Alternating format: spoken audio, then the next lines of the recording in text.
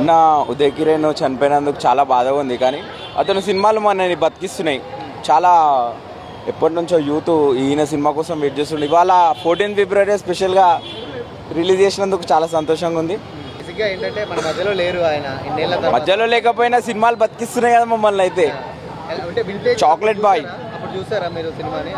అప్పుడు నేను చిన్నోనన్న 8-10 ఇయర్స్ ఉంటాను అనుకుంటా.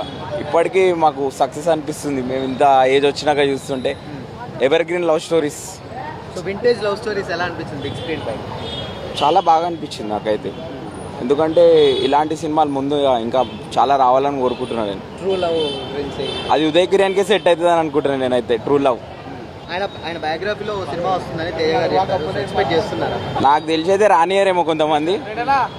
ఎందుకని అంటే ఆయన తీస్తాడు ఎప్పటికైనా అని చెప్పారు కదా. అతని సినిమాలు పాతే వస్తాయి, ఆయన బయోగ్రఫీ రాదనుకుంటున్నాను నేనైతే. సో ఆయన ఉదయ్ గారు ఇంకా ఏ సినిమాలు రిలీజ్ అవ్వాలని కోరుకుంటున్నారు?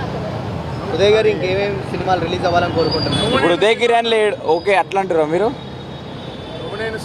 నువ్వునేనా? అంతేనా? సో ఎలా ఫ్రెండ్స్ తోటి వచ్చారా? ఎలా? యా, ఫ్రెండ్స్ తోనే వచ్చిన. లవర్స్ అని ఎందుకు వద్దామన్నా? ఫ్రెండ్స్ వ్యాలంటైన్స్ డే వైబ్ ఎలా ఉంది థియేటర్స్ లో? వ్యాలంటైన్స్ డే అనేది ఫ్రెండ్స్ తోనే బాగుంటుంది అంట నేనైతే. లవర్స్ అని బాగుంటుంది అంట. Thank you. Okay, thank you.